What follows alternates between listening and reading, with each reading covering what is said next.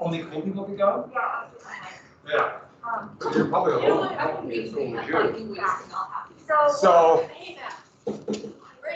yeah, we did, I did assign 260 to 272, and we're gonna do a Bill of Rights quiz on Monday, and it's in the review book, page 108 to 109.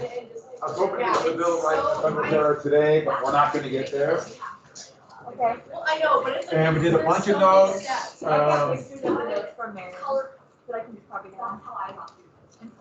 And you trust your notes. Well, Mary's really smart, so. But the only problem with doing that, I don't blame you for doing that, but everyone has their own personal shorthand. Yeah, I know.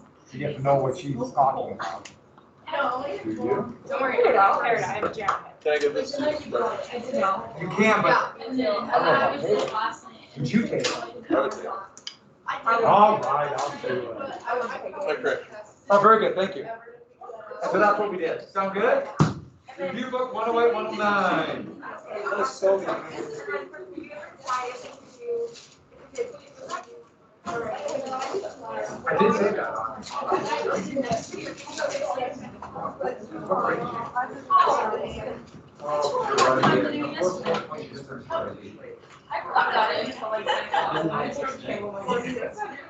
Tell me this. If you just put like one or two, no.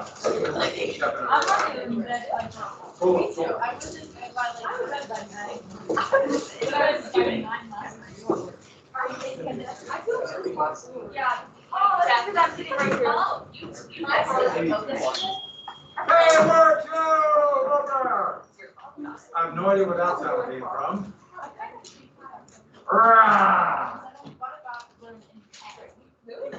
I am taking roll. I know.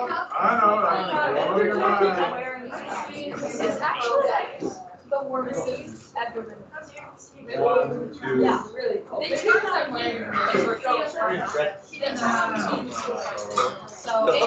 don't like pillow. That's too much that. You somehow. I'm better. I'm the fan that I sit like right next to. Literally for what reason?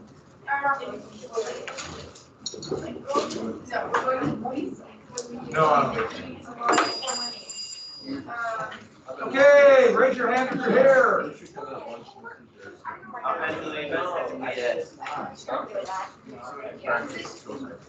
I didn't see your hands, so I'm marking you all absent. Okay.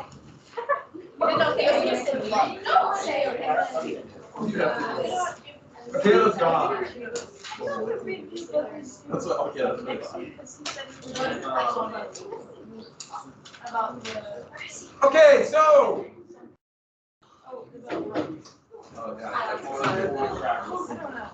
Those rights reading review like is due one day. The other reading When is the reading due? Friday. Or today. The reading is due today. No, it's not. The reading is due Friday. The reading is due Friday. So the reading is due tomorrow. Then what's The next week, I am going to attend the rest of chapter 9. And let me think, what else? Oh, Bill of Rights quiz. The Bill of Rights quiz is Monday, and that's in the review book, pages 108 through 198. 108 to 109 is the Bill of Rights and laws. And it's just going to be really simple. Well, simple is relative, but the quiz will be simple looking in that it will have a very generic thing about what's in the most basic element of the Bill of Rights, and then a list A through J. It'll be First Amendment, Second, Third, Fourth. We got to match. Sound good? Good to be matching. And something else I was going to tell you. How you doing? not good, man? Are you twinning with anyone? Huh? Are you twinning with anyone? What? It's Twinning. twin day. Or Twin day, I'm not. No one tells me anything. I'm totally out of the loop. I am once again out of the loop. Are you in the loop? You're a little bit in the loop. Was anybody else in the loop? I like being out of the loop. I thought someone had a gun. I was like, this is fun happening. Oh, yeah, some districts. But tomorrow, it's gonna be a big day because it's gonna be Friday. And what that means is only a couple more days till Monday. Yay! Oh, so you guys will be filled with pep for the virtual assembly. By the way, it might be raining tomorrow, so things will. When I first heard that, I thought, God, too bad they can't do it outside. Then I found out it might rain tomorrow. So sounds like the virtual assembly was brilliant. It's getting cold and pressure dropping, so it's gonna rain. My bad knee hurts. I can tell when it rains, my bad knee starts hurting badly. Friday after school, today he was doing cotton eye drill outside. So if you want to do cotton eye drill outside, probably. Don't start it out. Well, training up and then we're heading to football in the rain and then tonight in the rain. Practice. Super I fun. might not make it. Super fun. Okay, so on that happy note, anything else I want to tell you? You want anything else? Want more? No. More candy? I have Fallout Shelter candy from 1964. Huh? Yeah. What do you think that big gold can is? That's filled to the brim with, it's literally called Civil Defense Carbohydrate Supplement. Data package, June 1964. 34 pounds of carbohydrate supplement. Nice.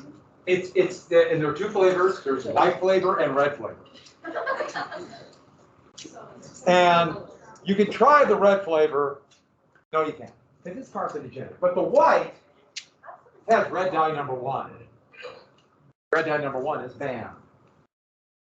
Don't eat red dye number 1. Huh? Because it doesn't taste very good. And it gives you cancer. Oh, okay. But white flavor is really good. Okay, basically they're 300 calories a piece. The idea is you can survive on that and a few other things. But in 2 weeks, you'd be huddled in here while after a nuclear war. For only 2 weeks. And then what happens? That was the plan. And then you go out and start a new world. And You know what? it was a fantasy. So that's what I thought. Okay, so let's go to we'll get to the Cold War later. Because they did not yet have nuclear weapons in 1787. Did I just blow your mind? So we finish with this. We got the slave trade compromise. We got, so the 3/5 compromise, slaves will be counted as 3/5 of a person according to population in what 2 areas? What were the 2 things that they wanted to count slaves as? Yes, which one?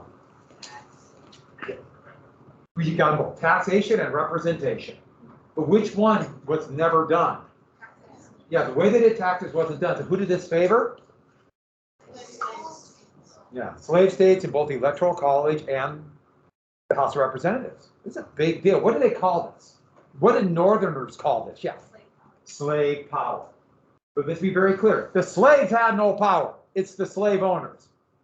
Slaves could not vote. Slaves had no rights. And which one of you will write on a test that slave power meant slaves could vote? One of you will do it. One of you will do it. Somebody in here will write, this gave slaves more power. What? I'm just warning you. One of you will. Looking into your eyes. Okay, I'll skip it. It's funny, I've been doing this now since 1921. And it's amazing how every year somebody will do that. There's certain things, like we'll get to this thing called wage slavery, free labor, and I'll tell you, somebody will do that. What? Since 1921. Well, 21, 22, yeah. That school year. Yeah, we're Helen Middle School. That's where we were. Then the earthquake hit in 35, so we had to teach in boxcars. Yeah. Yeah. No, the earthquake destroyed most of the schools, so we had to teach in boxcars. Oh, So you had little fire. Yeah, it was tough teaching back my then. grandma wasn't even alive in 1921. So with that, where was I? Oh, and we'll get to the Great Compromise. Who elects the president? The Electoral College. Electors and Electoral College. How many electors does each state have? Yeah, members of Congress. So Montana has how many? 4. And did somebody just about say 10 because I did that? Isn't that cruel? How many? And then, yeah, 3 in the last election, well, 4 in 2024. And the popular vote matters for president only in the fact, or only where? Yeah, in the states, and it's winner take all. So if somebody wins California by 1 vote, they get all 50, well, then it was 55. 2024 would be 54 electoral votes. So it's winner take all, and because it's winner take all, how many political parties are there? 2. We're stuck with that. And I find it frustrating sometimes, and I'm sure some of you might find that frustrating because, the parties by definition have to be pretty broad, And so with that, let's go to get to, I want to show you an easy to follow graph because these are the compromises. By the way, wouldn't this make a great essay question? Actually, since we got to do essays, we have to. You remember, I'm the one who has to read them. Woo! No. You guys are going to, yeah, you guys are great. But that would actually be a really good question. We'll see, we'll get it. I still have classes that are still screaming about one we had on Republican motherhood. That's their look too. We talked about it a couple times in class, but it took them by surprise. So you never know. So I have an easy to follow graph that will show you exactly the way the government works. So just quick, get this down and we're ready to move. And then, I have no idea what the heck's going on here. There's this great history of a world atlas it was made in Germany. It's called the Penguin Historical Atlas, or Penguin Atlas of World History. Penguin is a publishing company, and they have these. It's German, and then they translate it, and they have these graphs, these little charts. I have no idea. It's got an arrow, the president, Congress, little arrows. I think it's hilarious. Do you want something a little bit easier? All right, because we got to do it. What we have is this concept of separation of powers. So when Madison wrote the Virginia Plan, Madison laid it out as, let me make sure I'm recording. I was optimistic last week about, cases went down, now the cases are skyrocketing again. I really honestly believe that we might be near the downslope, but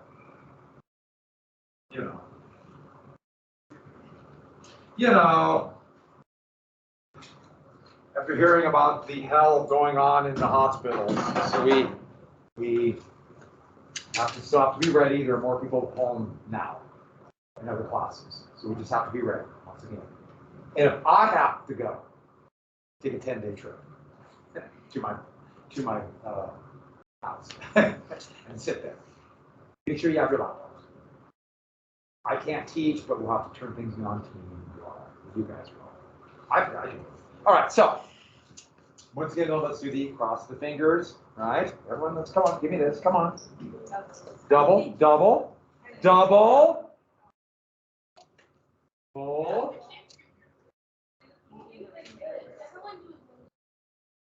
Come on. One day off. Okay. I have nothing against a day off. 10 days off. Yeah. Because it will not be fun for any of us. Sharp? Come on. Okay. All right. So separation of powers. And what Matthew was thinking, okay, we're going to base this government out of looking at some of the abuses of power that were done in areas where one person had too much power, aka a king. And he was a big reader of the Baron von Montesquieu, a French philosopher who wrote during the reign of Louis XV. It was Louis XVI that gave money during the French Revolution. I mean, the American Revolution.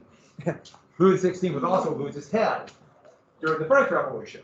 But so there are 3 basic branches of government: the executive, which carries out the laws; judicial, which deals with disputes within the law; and of course the legislative branch, which makes the law. But a king or a dictator, a despot, does all 3.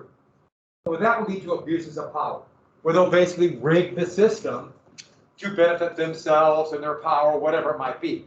So what there needs to be is separation. Now, one branch will clearly be more powerful than the others. Which branch will that be? The executive. But later on, this will be called checks and balances, with the idea being that they'll be able to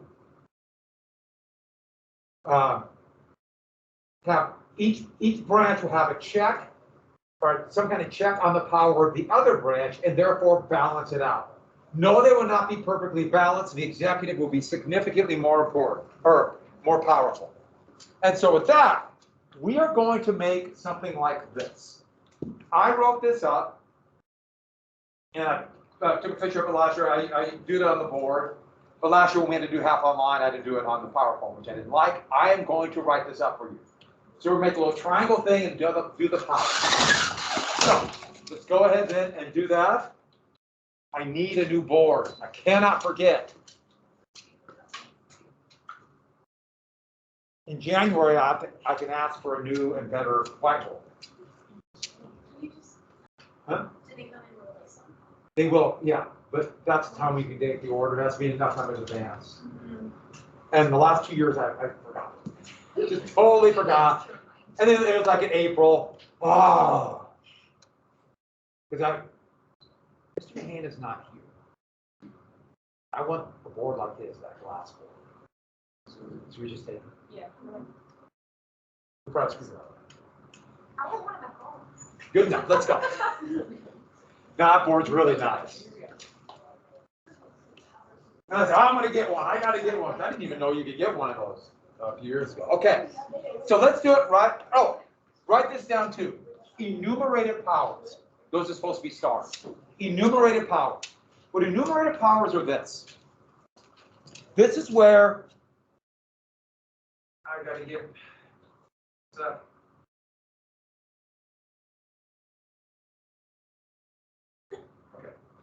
So enumerated powers are the actual listing of powers down. In the Constitution, it lists down each power that the different branches have.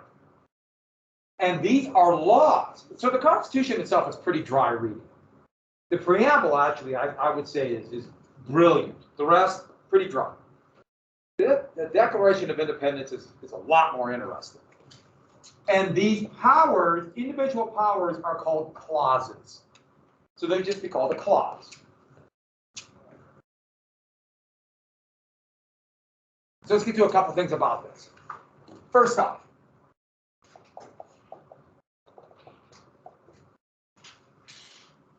we just need to write the executive. So we have the executive. So we'll make a triangle like this. And the executive branch, that is Article 1 of the Constitution.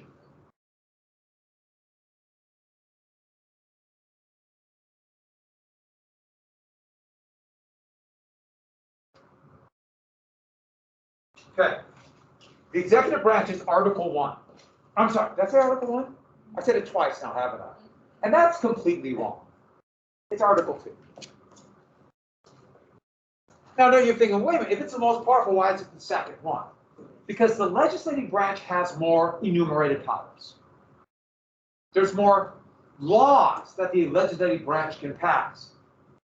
So there's not as many powers in the executive branch. But the power they have is immense beyond imagination. And this is what they feared when they said, should we have an executive or not? And so, their basic powers are this. Oh, how many year term?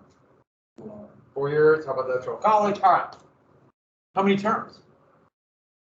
Now it's 2. Originally, until they could run until they quit. So with that, the most important law,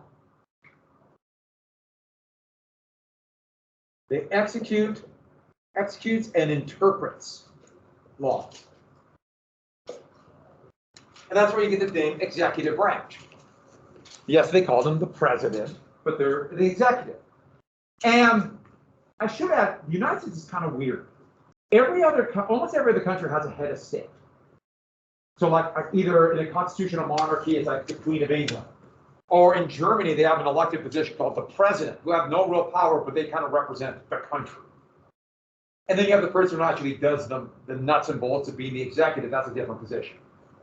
So in Britain, you have the Queen, but then you have the Prime Minister. France, you have the President and the the Premier. Germany, President and Chancellor. The United States, it's both. The President not only does the nuts and bolts of the office, but also represents the country. And that's a little bit kind of weird. Because then you have presidents down the road say, you can't criticize me. That's like criticizing the country. Yeah, they do that. Which is kind of a way to shut things up, especially in times of war. So it's a little odd. But let's get back to this. So they get laws from Congress. And yes, they carry out. But carry out what? Laws are written usually relatively vague, and situations could change, and Congress might not be experts in things like air quality. And so then it goes to the executive branch, and then they interpret it, and that's how they carry it out. And how they interpret it, they have a name for it. And people will say today, and they'll talk about that the president issued one of these called an executive order, and they treat it like it's law. Well, it's not really law, it's how they'll carry out the law. It is how they interpret it and then how they carry it out. That's an executive order. But that gives them immense power. Because if laws are relatively vague, they can interpret it in any number of ways that you might think are good or you might think are bad.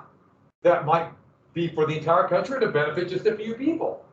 And they might execute in such a way that they don't really enforce the law. Not going to do it. We have laws against monopolies in this country, but no president has enforced that since 1981. And now we're dominant. Now we're actually, it's like merger mania now. Companies are consolidating now faster than they ever have in the history of mankind, humankind, right now. And so pretty much everything's will soon be owned by Amazon and Facebook, is my guess. What about Disney? Huh? Good point. Amazon will probably scoop them up. Yeah, promise. And what that means, we'll talk about what monopolies do, but that will cut our wages and all kinds of stuff down the road. But you can get things online. Okay, moving on. So they don't have to enforce it. And you get all kinds of different interpretations. So the president, one president can interpret it or this way and issue an executive order, and then the next president can totally reverse it. So, for example, President Obama interpreted the Clean Air Act to put more restrictions on mercury, especially mercury produced in coal-powered electrical plants. There's a lot of mercury in coal, and they said you have to scrub it more. President Trump reversed those, and he actually said you can put a lot more mercury in. And then President Biden reversed that. You guess what I'm getting at here?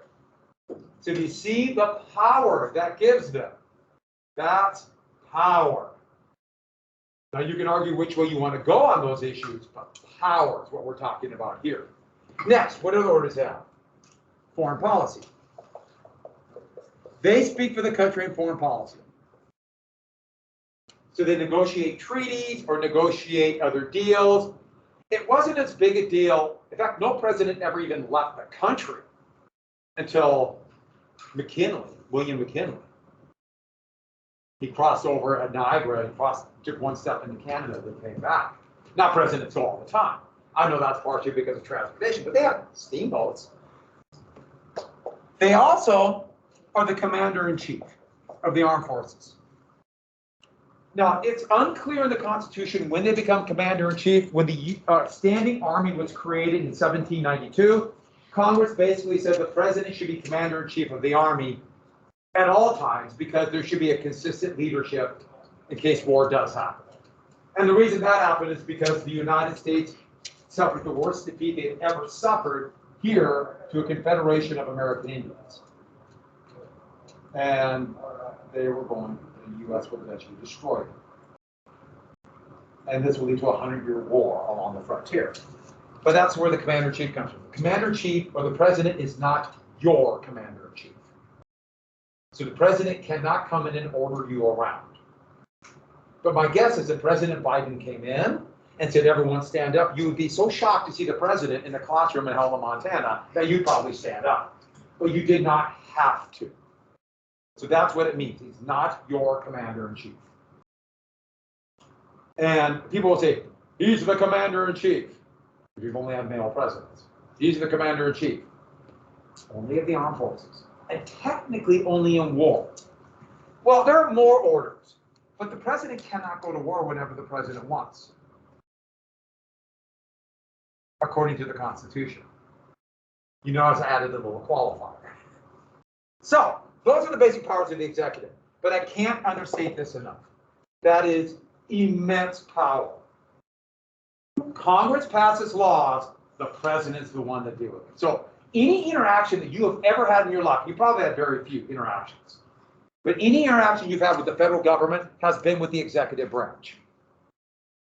My guess is you probably have not gone to federal prison yet. I know some of you are probably thinking about it. Yeah, be kind of fun and glamorous to go to Leavenworth for a few years. But, so like any deal with anything from the Social Security Administration, the Environmental Protection Agency.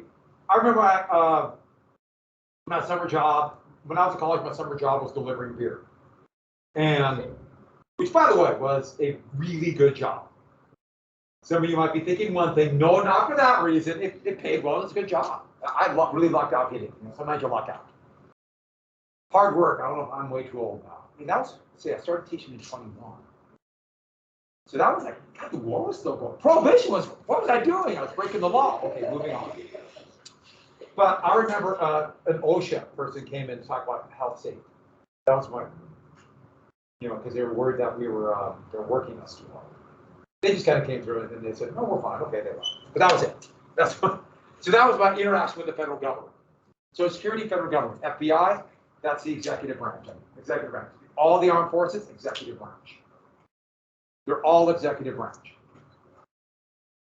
And so any interaction you have will be executive branch. EPA, Environmental Protection Agency, executive branch.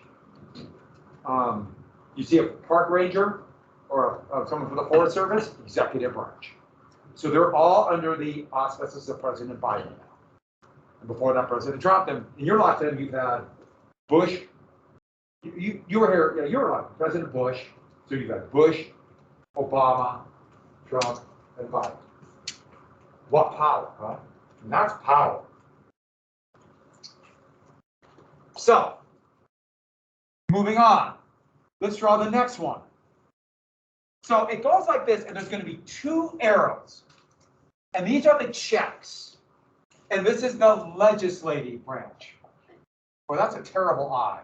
Always make I's in legislative capitalized. That's what the kids want. That's what the cool hip kids, right? So that means us. All right. I'm kind of a kid. Okay, not at all. At one time I was a kid. And boy, life was tough then. Okay, moving on. That's Article 1. And so we have, what are the two? It's bicameral. What are the two houses of Congress called? House and Senate.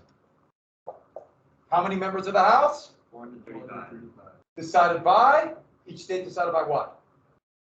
How many they get is decided by what? Population. How many senators per state? 2. How many year term? 2. How many year term? 6. Wonderful, isn't it? And they must agree to pass a law. You notice, by the way, I didn't say sign laws. I'm putting that as a check for the president. So they have to agree. So it's hard to pass a law. And then there's a bunch of powers listed. No, I'm not going to go through every one. I should say that. Oh, I'll come back to this.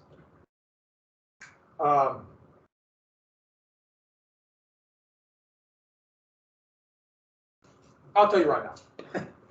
There can be no religious test for office. For any office. Remember the fear of the 30 Years' War, the English Civil War, no religious test. And since these are clauses, I'll add this right now. Congress cannot establish a religion, a state religion. This is literally called the Establishment Clause. No state religion. Once again, there's a history, there's a reason they did this. And it wasn't their personal beliefs, even though most of them would probably call them, or were closer to deism. But what they were worried about was the 30 Years' War and the English Civil War, and they didn't want to establish a religion and lead to that kind of conflict. So there's a history of why they did this. Eventually those two things will come. Jefferson would call it this, but have you heard of the separation of church and state?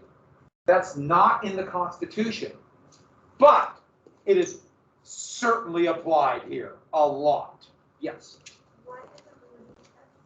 A religious test for office. So they can't say you must be, a druid to become president. You have to worship trees and do sacrifices.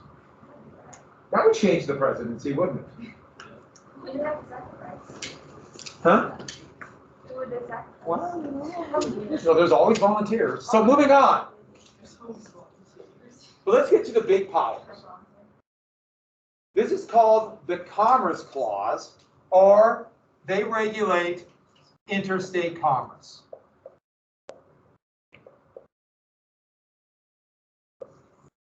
So it would be called the Commerce Clause. This is immense power. So they regulate any trade or any business that crosses state borders. Congress can pass laws to regulate. Now, regulate means to strongly control and to organize and make sure it's not haphazard. Especially back then, it meant more like either control or trained.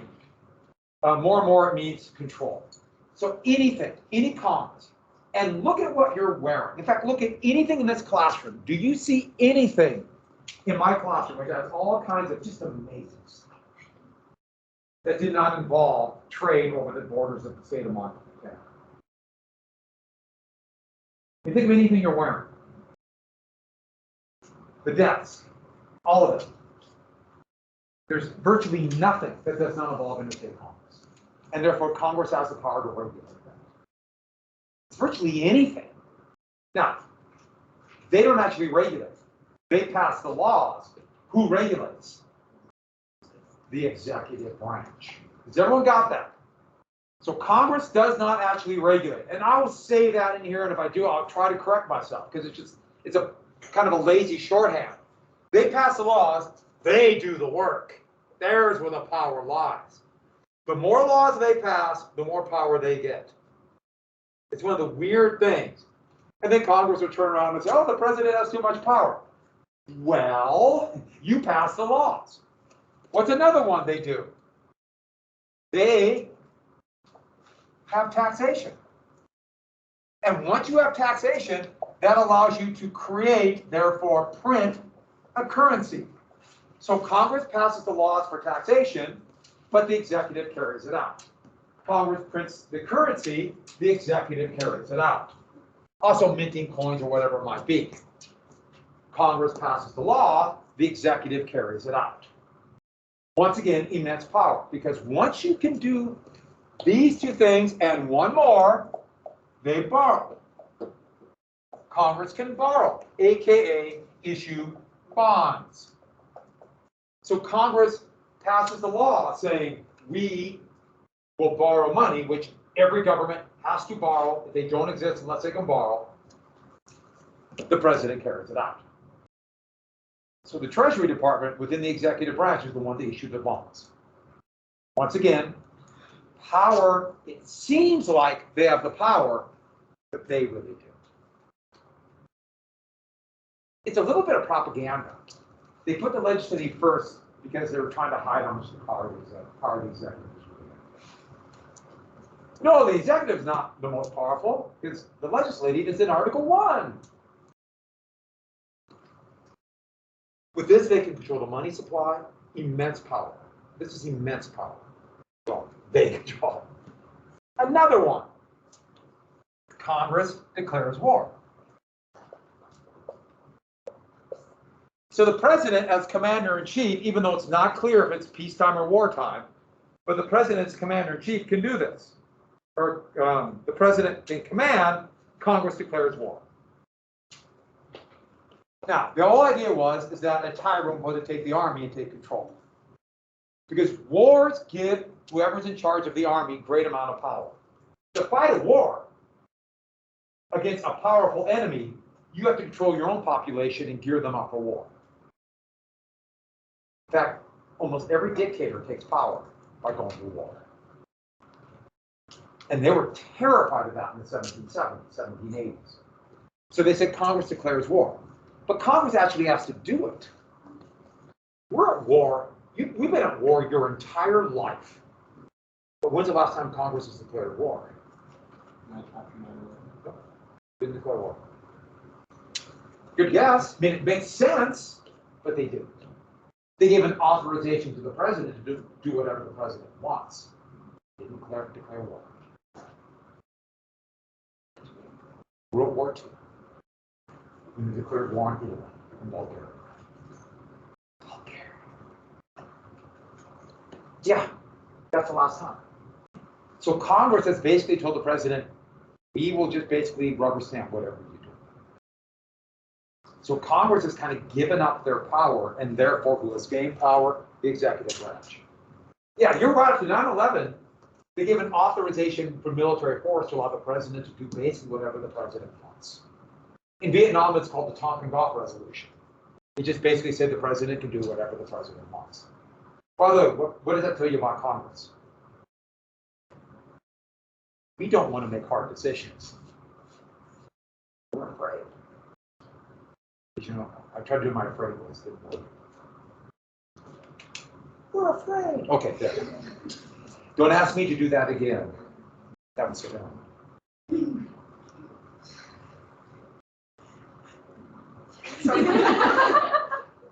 All right, so the mask. I need a drink of water. There are more powers. We can go on. You know, they create the army. They create the militia. In fact, let's add that one. Write down militia. Congress also creates a militia. And this was really controversial because the states want to control the militia. Not only because we want our own militia, but what if they get rid of the militia and there's a slave rebellion? So they create militia. Eventually, Congress would not fully take over that power until 1877. Create what's called the National Guard. But that's coming down the road. And there are more powers. We can keep going on about what kind of laws they can pass, maritime laws, etc. But you get the point. There's a list of laws. But I got you the biggies. These are the biggies. But then there's one more law. And I have to read this to you, so I'll pull out some easy reading, light reading for you real quick. Get comfortable, everybody. Did I not? Yeah. I have like 3 bookmarks and none of them are in the right place. So everybody write down. Everybody write down the necessary and proper clause. Necessary and proper. Because this is a biggie. Necessary and proper.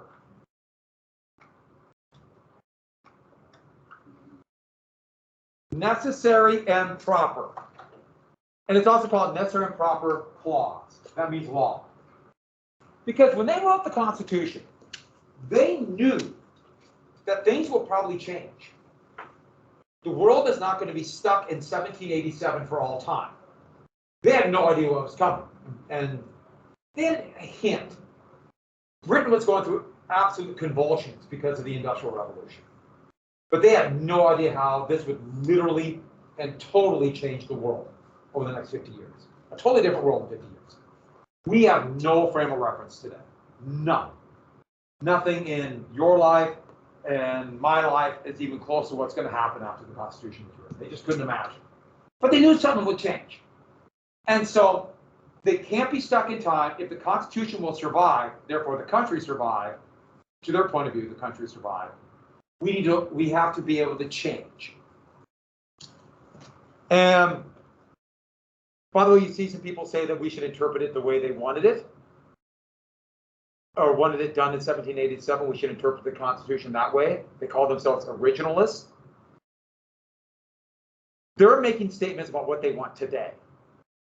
And they're trying to justify it by saying what the Constitution said. But the Constitution knew things would change when they wrote this. Here's what it said. To make all laws which shall be necessary and proper for carrying into execution the foregoing powers. So all the previous powers listed, like including these biggies, to make all laws which shall be necessary and proper for carrying into execution the foregoing powers. So they can make any law necessary to carry out these powers. Meaning, what can Congress do?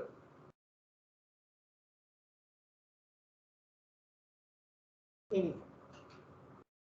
It gives them the power to write a law that justify it's for interstate commerce. Did you get that? Make sure you get this down. This is one of the most important aspects of the Constitution.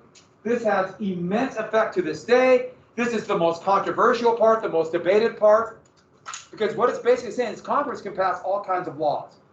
So remember, these are called clauses. They have a name for this clause.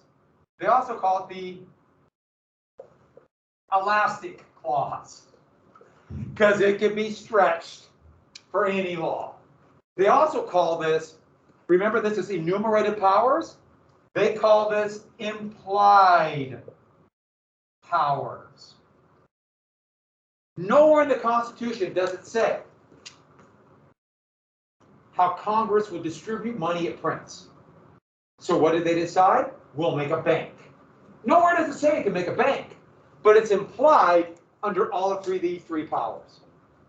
Congress can make a bank. And what's the national bank today? The Federal Reserve. Who appoints the members? The president. Immense power. Nowhere does it say there could be laws restricting, remember I told you about mercury? I don't see in the Constitution that, because that would have made no sense to somebody in 1787. It does not say that Congress can pass a law restricting what pollutants are put in the air. And I want mercury. No. But what does? Interstate commerce. That is why there are environmental laws. That is why there are worker safety laws. That is why there are child labor laws. Nowhere does it say anything about child labor. That would have made no sense to someone in 1787. But because of the interstate commerce, there are child labor laws. Nowhere does it say there could be a minimum wage. But because of interstate commerce, there's a minimum wage. And I'll tell you about that when we get there, 1938. Nowhere does it say that there could be health insurance for the elderly called Medicare, passed in 1965. But there is, because of interstate commerce.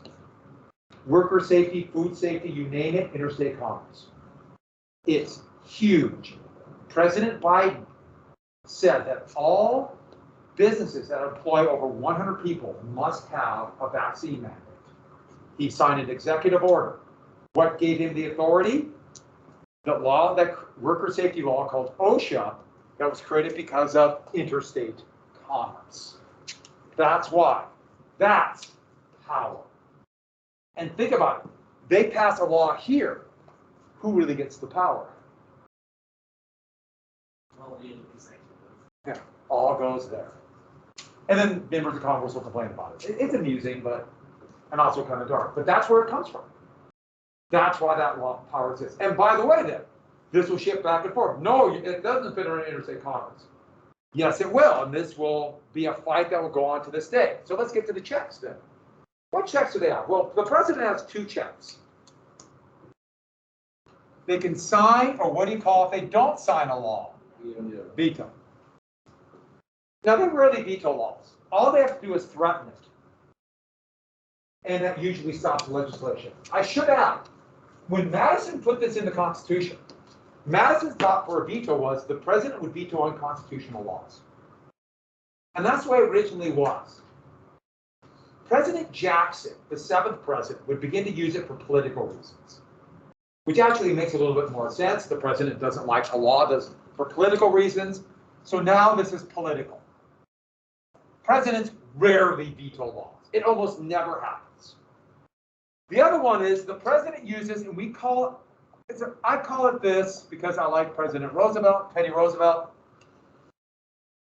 There's also some flaws with Roosevelt. I like both Roosevelts. But the bully pulpit. The bully pulpit means using the power of the presidency to influence. The president can't vote, but every time the president opens their mouth, that's news. And so they can use that to influence Congress. So right now, President Biden is trying to influence Congress with his infrastructure bill. And some presidents are really good at it and like to do it, and some presidents aren't. I don't think President Biden really likes doing it. President Trump really likes doing it, using his influence, because whenever he said anything, it become news. So it kind of goes back and forth. What checks? Well, there's a few checks they have. First one, they can override veto, but it requires 2/3 of a vote. That's why all the president has to do is to threaten, and it's pretty much stopped. 2/3 is a lot. Next, declare war is kind of a check, but they pretty much just given that one up. They confirm cabinet officials. So the Constitution says the president will create a cabinet.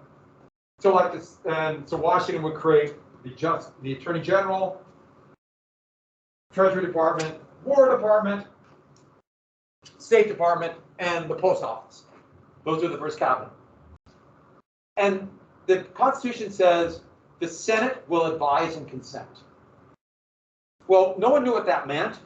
And so basically what it meant is an up and down vote from the Senate for any major government positions in the executive branch. Up and down vote by the Senate.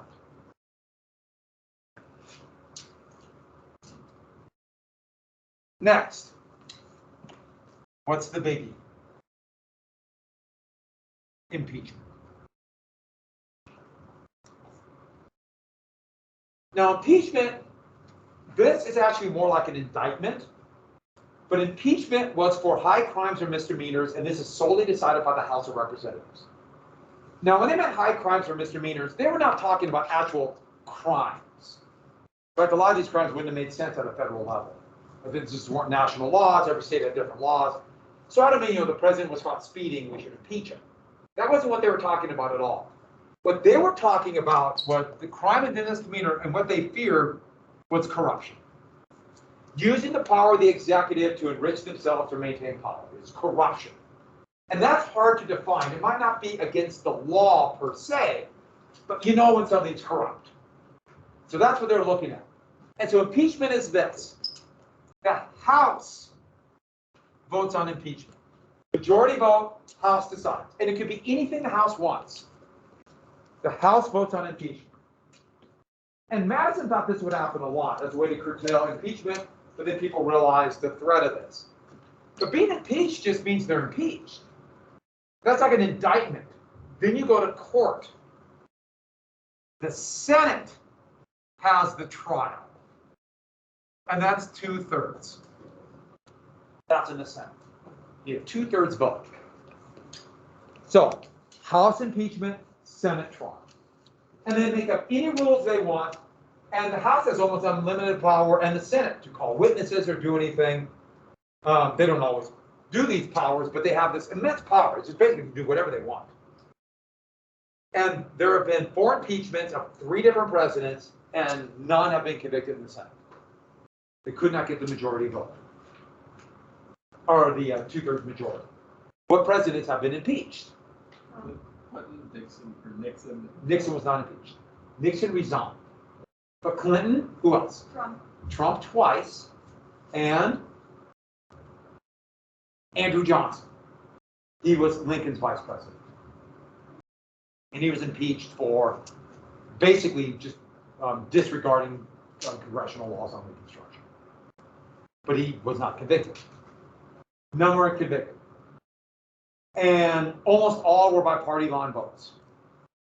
So it was Republicans in 1868 voted to impeach Johnson. All the Democrats did, but it wasn't 2/3. Same thing happened with Clinton. There's Republicans and Democrats. The first Trump impeachment was all Democrats. All Republicans voted to acquit. The second impeachment, some Republicans joined, but not 2/3. Yes.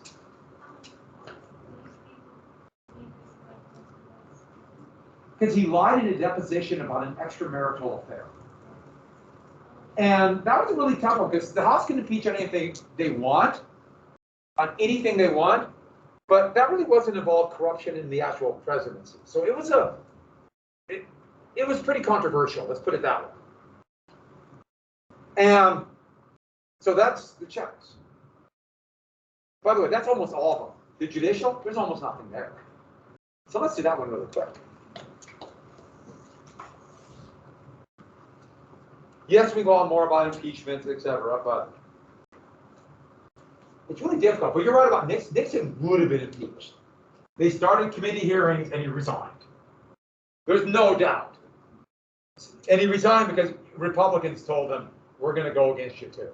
And once that happened, he ran, he got out. And then he'd be pardoned by his vice president. Yeah. What did he do? We will get to it, but it was a number of different things, but basically trying to use the power of the presidency to subvert an election. Wiretapping the Democrats, etc. So, and then covering it up. The judicial branch, this is Article 3. And there's almost nothing here. It says that there'll be a Supreme Court, but doesn't say anything about what it will be, what it will do, how big it was. There'll be a federal court system, doesn't really say anything about it, and appeals court. So to adjudicate cases of federal law or cases between states. But it doesn't say anything. It just says, okay. And Congress creates the court. So Congress created the federal court system. Congress created the Supreme Court and decided how many people will be on it. So the Supreme Court has had any number of members between 7 and 11. But for the last 140 years, there's been 9. And so Congress tomorrow could pass a law, if the president signed it, of course, and make it 1,000. They make any number they want, or 1. During Reconstruction, to make sure that the Democrat Andrew Johnson would not appoint a Democratic anti-Reconstruction judge after the Civil War, the Republicans in Congress voted and passed a reduction from 9 to 8 in the Supreme Court just to make sure that wouldn't happen. So a lot of political games are played with the court all the time. They act like they're about politics. Well, of course they're not. This is all politics. They also confirm.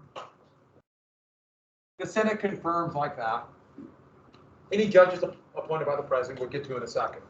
Now, it didn't say at all what they did. It didn't exist. So the Supreme Court literally made up a power for themselves. And for 100 years, this was really controversial. But now we accept it, and it's actually kind of weird, because this gives immense power to the Supreme Court that's not in the Constitution at all.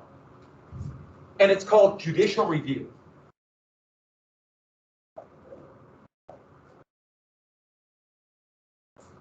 It's not in the Constitution. And the bell rang, so you'll never know what it is.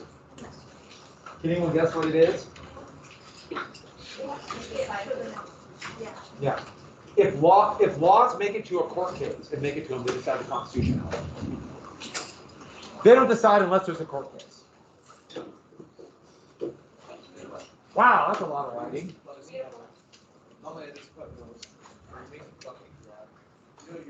Chop, chop, people, let's go.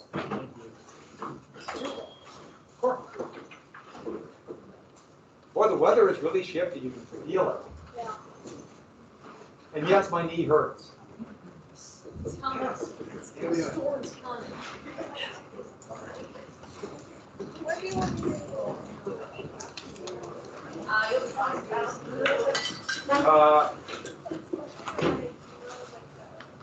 You'll be fine. On Monday, let's do it Monday. Okay. So I'll be leaving like 30 minutes to class. Why? So, like, just watch your video. Yeah, 30 minutes, you see your 30 minutes? Yeah. Then we got weird periods. Oh, okay. So you might not even hear because you have the assembly. Okay. What's the Grab a second, don't Okay. ask me the time. Got it. Okay, I'll look. But if not, I'm not adding more homework. Okay. I will be tomorrow. We're going Not on to the. Boise, I know, to visit my uncle. Okay. So just watch the videos and take notes. Yeah, take notes, the quiz is Monday, I'm gonna send the rest of chapter 9. Okay. Sound good? Do we have a quiz? You want a quiz? I don't have it ready, but I'll make one. No. Abby wants a quiz, who have a quiz? Don't blame me, I'm just the messenger. By the way, the weather is shifting fast. Can you feel it? And the pressure is dropping, my bad knee hurts. How is the traffic from like